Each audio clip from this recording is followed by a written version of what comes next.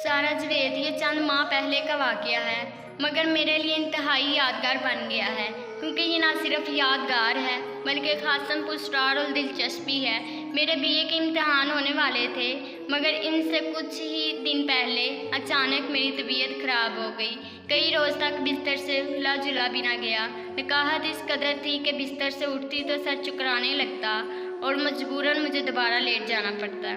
इस सब में पढ़ाई डिस्टर्ब होकर रह गई थी।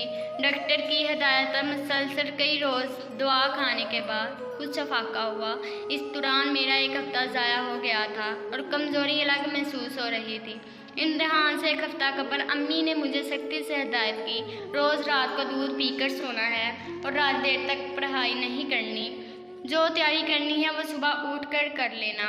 अम्मी रोज़ रात को दूध उबालने के बाद दूध वाली गरवी मेरे कमरे में ही रख देती थी, ताकि ज़रा ठंडा होने पर मैं उसमें से एक गिलास निकाल कर पी लूँ और बाकी दूध फ्रिज में रख दूँ।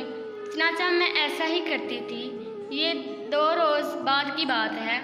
मैं पढ़ाई ख़त्म करने के बाद उठी, दूध वाली गरवी से दूध निकाल कर गिलास में डाला। खुद पीने के बाद ये सोचकर लेट गई कि अभी दूध गर्म है, थोड़ी देर बाद उसे फ्रिज में रख दूंगी। जाने किस वक़्त मेरी आंख लग गई और मैं गहरी नींद सो गई।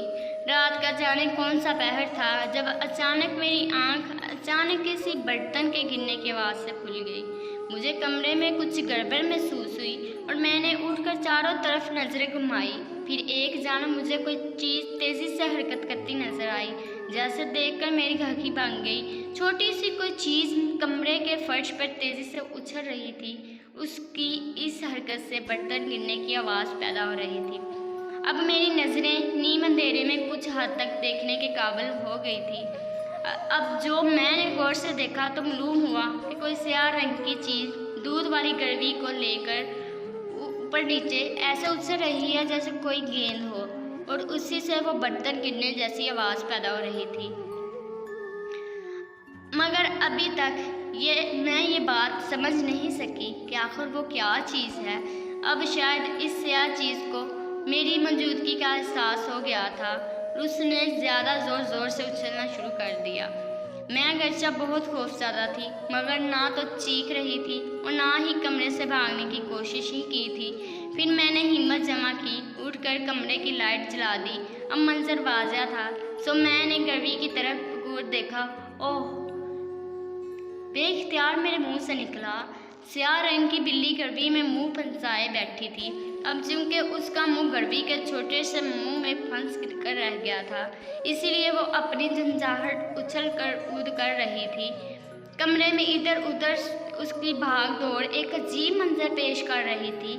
मुझे समझ नहीं आ रही थी कि मैं क्या करूं। बिल्ली की कोई मदद करो या उसे पकड़ो, कुछ समझ नहीं आ रही थी। बिल्ली इस कदर अश्तार में थी कि उसे पकड़ना भी मुमकिन ना था।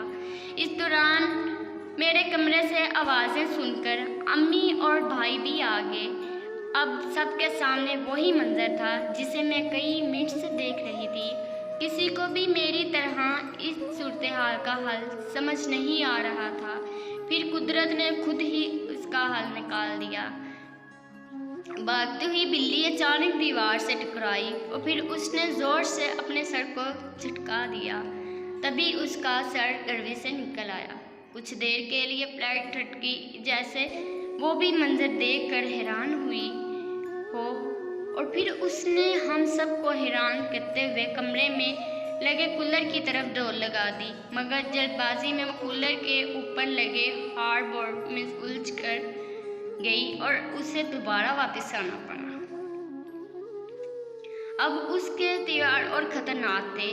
वो घुराती हुई इधर उधर भाग रही थी और उसे रास्ता नहीं मिल रहा था। फिर वो मेरे कमरे से बाहर निकली और टीवी लॉन्च की तरफ दौड़ी। अब भाई ने आगे बढ़कर टीवी लॉन्च से बाहर जाने वाला दरवाज़ा खोल दिया। बिल्ली फ़ौरन उस तरफ आई और बाहर निकल गई। यूं ये मामला ख़त्म हो गया। अब इस बात पर गौर शुरू हुआ कि बिल्ली के साथ क्या और कैसे हुआ। सबकी मुश्तरका तफसील से ये बात सामने आई कि रात किसी वक्त बिल्ली कूलर के रास्ते से मेरे कमरे में आई थी और उसने दूध पीने की खुशबू से मजबूरन होकर गर्वी के अंदर पड़ा हुआ थोड़ा सा दूध पीने के लिए अपना मुंह अंदर तक घुसा दिया। बस फिर उसके साथ वही हुआ जो ऊपर बयान कर चुकी हूँ।